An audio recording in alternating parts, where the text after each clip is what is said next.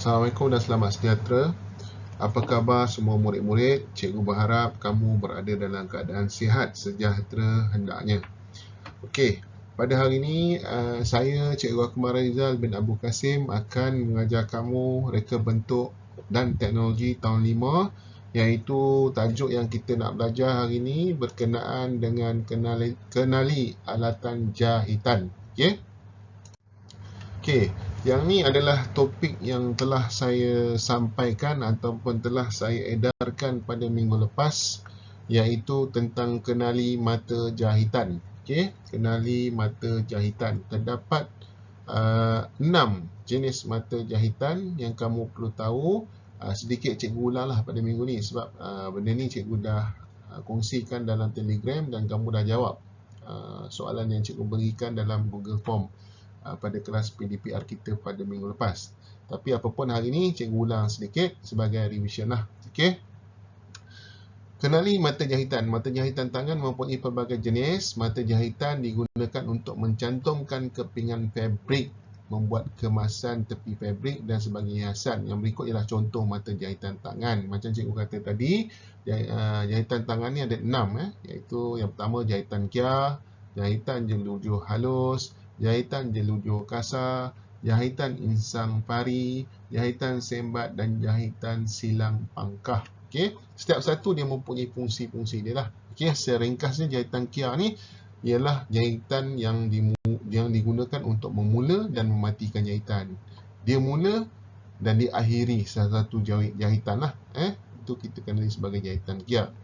Jahitan jelujur halus ialah jahitan yang digunakan sebagai jahitan tetap. Jahitan jelujur digunakan untuk membuat kedutan ataupun sulaman pada fabrik. Yang ini lebih khusus kepada buat kedutan atau sulaman pada fabrik lah. Jahitan ini juga digunakan untuk membaiki kelepet yang meretas. Kelepet ni bahagian tepi ni. Dia dilipatkan, tu kita panggil bahagian kelepet. Okey, jahitan jelujur kasar. Jelujur kasar ni dia biasa jahitan sementara. Jahitan jelujur kasar digunakan sebagai jahitan sementara saja untuk menetapkan kedudukan dua atau lebih fabrik. Di sementara, nanti lepas tu dia akan tetaskan ataupun dia akan buka balik. Dia jahitan sementara saja. Kemudian jahitan insang pari ialah jahitan yang digunakan untuk jahitan tetap untuk mengemaskan bahagian tepi fabrik dan sebagai jahitan hiasan untuk menjahit motif. Sebagai contoh ni, dekat sini dia bagi contoh ni. Ni dia jahitan insang pari. Macam mana jumpa ni macam nilah. Ni contoh dia. Okey, jahitan sembat digunakan sebagai jahitan tetap untuk menjahit bahagian kelepet atau bahagian hiasan. Ni tepi ni. Ni disembat macam ni. Okey. Jahitan silang pangkah pula ialah digunakan sebagai jahitan tetap untuk mengemaskan bahagian kelepet juga, lipatan atau tepi kain, serta sebagai jahitan hiasan. Dia macam corak lah. Macam ni. Dia ada dua fungsi kat sini, sebagai hiasan dan juga untuk mengemaskan bahagian tepi kelepet.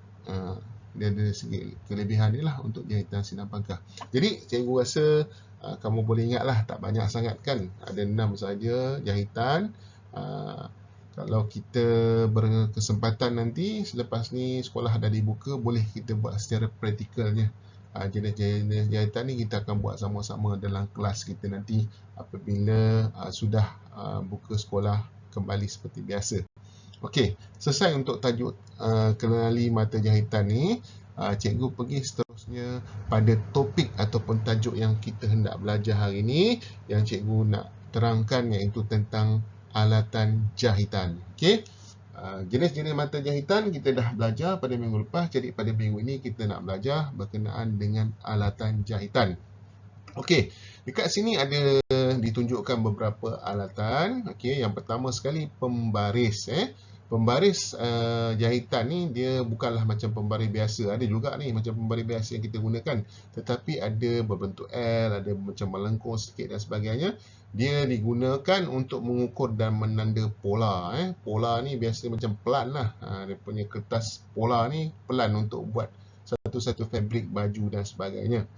Okey, yang kedua iaitu roda surih. Roda surih ni dia nak memindahkan tanda pada pola kepada fabrik. Fabrik ni bahagian kain. Pola ni pelan, dia daripada kertas, biasanya dibuat daripada kertas. Kemudian roda surih ni akan dia akan tekan pada pola, kemudian dia akan bertanda pada fabrik lah untuk kita menanda bahagian fabrik tu sama ada untuk dijahit ataupun untuk digunting.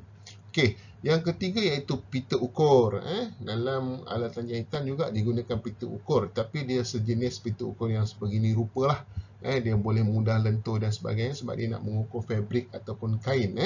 Mengukur fabrik atau mengambil ukuran badan. Biasanya kita nak buat baju, nak buat seluar, inilah pita pengukur yang digunakan oleh tukang-tukang jahit.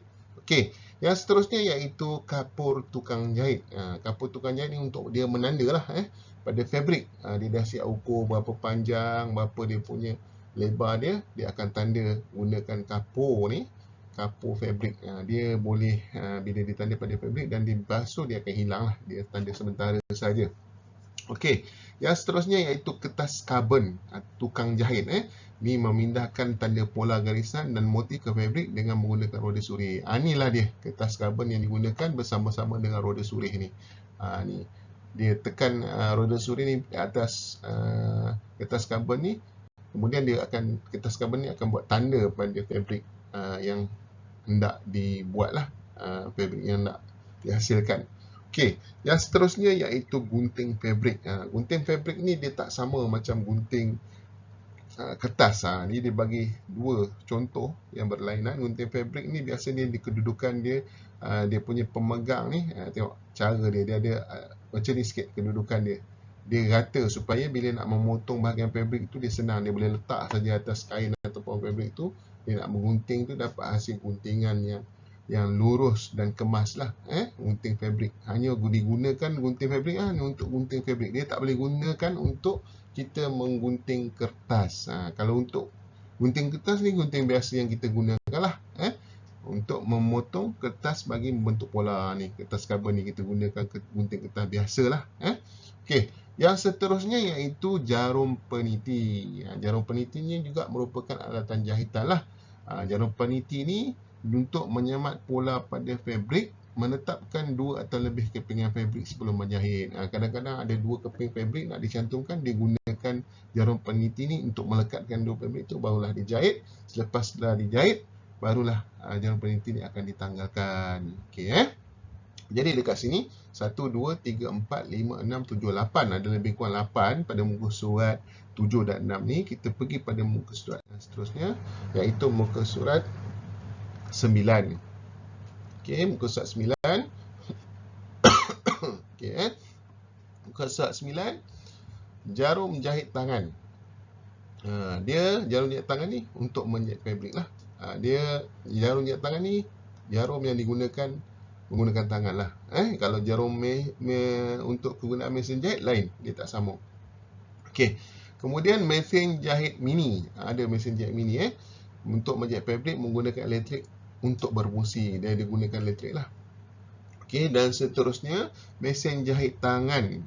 Ni guna mesin jahit fabrik digunakan secara manual. Dia macam rupa bentuk dia macam stapler lah. Dia tekan, dia boleh menjahit secara menjahit tangan lah. Digunakan macam stapler tu, dia tekan. Okey, nanti kalau kita dah ke sekolah nanti, cikgu akan tunjukkan semua alatan-alatan ni lah untuk kamu lebih faham lagi apabila kamu lihat bahan maujud atau bahan yang sebenar, alatan yang sebenar. Okey. Yang terakhir iaitu peretas jahitan. Kadang-kadang bila fabrik tu telah dijahit, kita terpaksa buka, mungkin kesilapan dan sebagainya. Inilah alat yang digunakan untuk meretas, untuk bagi jahitan tu terbuka, gunakan ini. Okey, meretas dan menanggalkan mata jahitan serta memotong lubang jahitan. Okey, jadi ini sahaja alatan-alatan yang cikgu nak terangkan hari ini, iaitu alatan-alatan jahitan yang digunakan untuk menjahit. Okey, jadi nanti selepas daripada apa yang saya terangkan ni, saya akan kongsikan satu latihan.